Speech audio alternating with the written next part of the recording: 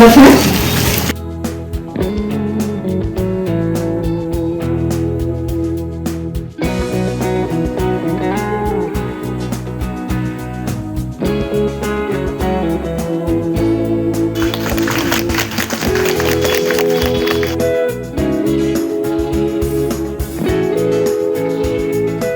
বিদ্যালয়ৰ আজি বিজ্ঞান শাখাৰ আমি মুকলি কৰিলোঁ।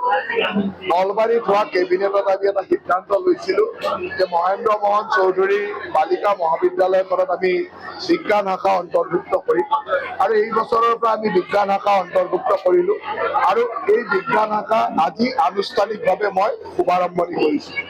আৰু আজিৰে পৰা এই বছৰ আপোনালোকে জানি আনন্দিত হ'ব যে আমি শেষৰ ফালে এডমিশ্যন আৰম্ভ কৰা স্বত্তেও মাত্ৰ এটা এডমিশ্যনে সুবিধা পাইছিলোঁ, এটা এডমিশ্যনৰ ক্ষেত্ৰত, কাৰণ আগতে অনলাইন এডমিশ্যন হৈয়ে আছিল।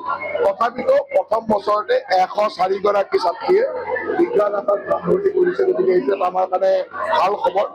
আৰু অহা আগন্তুক দিনবিলাকত যথেষ্ট ছাত্ৰীৰ সংখ্যা বাঢ়িব বুলি মোৰ বিশ্বাস আছে। মই কলেজ কৰ্তৃপক্ষ আৰু শিক্ষাগুৰুসকলক ধন্যবাদ দিছোঁ যে তেওঁলোকে সুন্দৰভাৱে এই বিজ্ঞান শাখাটো চলাই দিয়ক। তাৰ লগে লগে আজি আমাৰ মুখ্যমন্ত্ৰীৰ নিযুত মাইনা আঁচনিৰ হোম ডিষ্ট্ৰিবিউশ্যনৰ প্ৰগ্ৰেম আছিল। মুখ্যমন্ত্ৰী ডাঙৰীয়াই গুৱাহাটী বিশ্ববিদ্যালয়ৰ পৰা ইয়াক সম্বোধন কৰিছিল। আমি সকলোকে ইয়াত তেওঁৰ সম্বোধন শুনিলোঁ। তাৰপিছত ইয়াত 1594গৰাকী ছাত্ৰীক আজি আমি ইয়াত হোম ডিষ্ট্ৰিবিউশ্যন, গতিকে এটা ডাঙৰ সংখ্যা। আৰু নলবাৰীত প্ৰায় 13,000 ছাত্ৰীয়ে এই নিযুত মাইনা আঁচনিৰ জৰিয়তে উপকৃত হ'ব।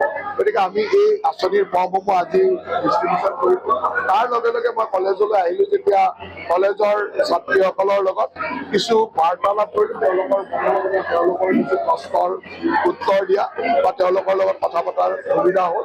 মই সকলোকে এই হিচাপে ধন্যবাদ জনাইছোঁ। ইতিমধ্যে শিক্ষা ক্ষেত্ৰৰ লগত জড়িত আন এটা বিষয়ে সুধিব বিচাৰিম। প্ৰায় এবছৰ পূৰ্বে আপুনি নাৰ্ছিং কলেজৰ ভূমি পৰিদৰ্শন কৰিছিল, সেই কামটো কিমানখিনি আগবাঢ়িছে? এতিয়া নাৰ্ছিং কলেজখন আমাৰ অনুমোদন হৈ গ'ল। ইয়াৰ যিটো বিত্তীয় ব্যৱস্থা আছিল সেইটো আমি ডোনাৰ মন্ত্ৰালয়লৈকে বা নেচিটছলৈকে গৈছিলে। ডোনাৰ মন্ত্ৰালয়ৰ পৰা সেইখিনি চেংচন আহি পোৱা নাই, যাৰ কাৰণে আমি কামটো আৰম্ভ কৰিব পৰা নাই। কিন্তু কলেজৰ গোটেই ব্যৱস্থাটো আগবাঢ়ি গৈ আছে। আমি মাটি আবণ্টন দিলোঁ, তাৰ লগত যি ব্যৱস্থা আছে সেইখিনি আগবঢ়াই লৈ গৈ আছোঁ।